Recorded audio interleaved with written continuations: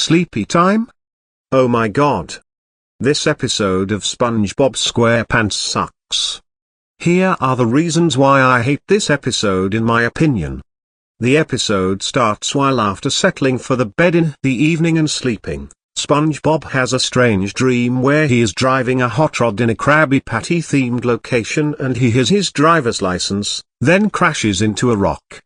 However, Mrs. Puff appears and tears up SpongeBob's license, and he is then propelled out of his own dream. He appears as a small, glowing version of himself in the outside world, where he sees himself sleeping.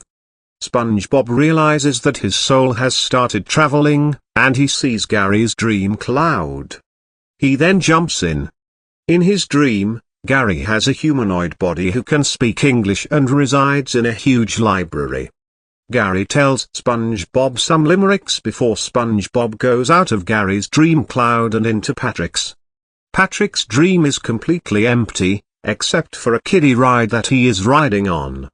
SpongeBob explains to him that in a dream, he can do whatever he wants, which he demonstrates by changing size and creating a million copies of himself. Patrick says he's already satisfied, and SpongeBob goes out of Patrick's dream cloud. The ride then stops and Patrick takes out a quarter but drops it in a sewer grid. Next, he goes into Squidward's dream, where Squidward is playing his clarinet for a king in a theater. SpongeBob distracts the king by telling him a limerick that Gary recited in his dream, and Squidward stops, angry at SpongeBob for invading his dream. The king growls at him for not playing. After this happens several times, Squidward becomes so furious that he snaps his clarinet, but SpongeBob saves him by turning into a clarinet. It produces no sound, and SpongeBob just sings horribly, which surprisingly everybody applauds at.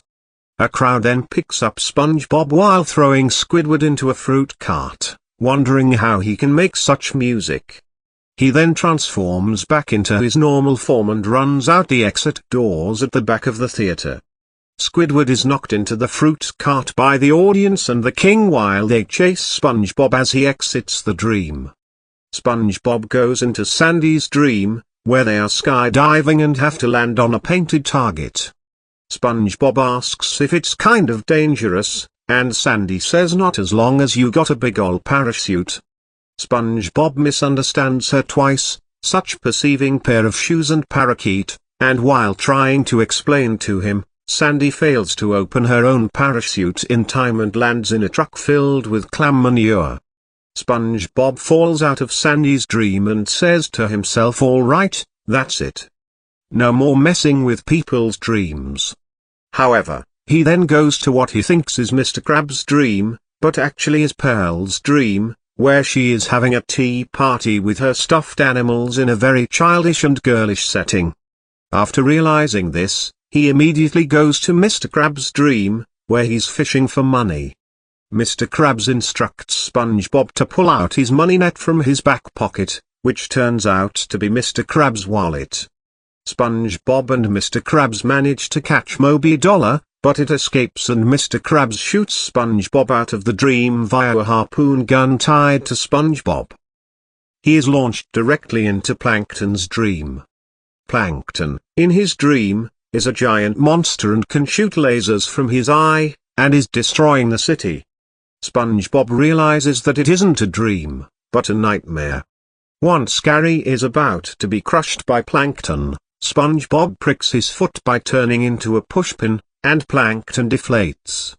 The angry Bikini Bottomites close in on him and Plankton tells them that he guesses he has some explaining to do, but gets his punishment by being stepped on by everyone else. Plankton then wakes up in terror. SpongeBob then goes back to his own dream cloud, where the angry faces of everyone whose dreams he entered appear around him. When he wakes up, everyone, except Patrick, is in his house complaining that he's messed up their dreams and tells him to stay out. Just before the episode ends, Patrick then appears out of nowhere and asks everyone if they have a quarter, and they stare at Patrick in confusion. And that's how the episode goes. I don't know who likes or hates this episode, or what else sucks. So I'm gonna leave it be. Anyways, the camping episode is 93 sextillion times better than sleepy time. End of rant.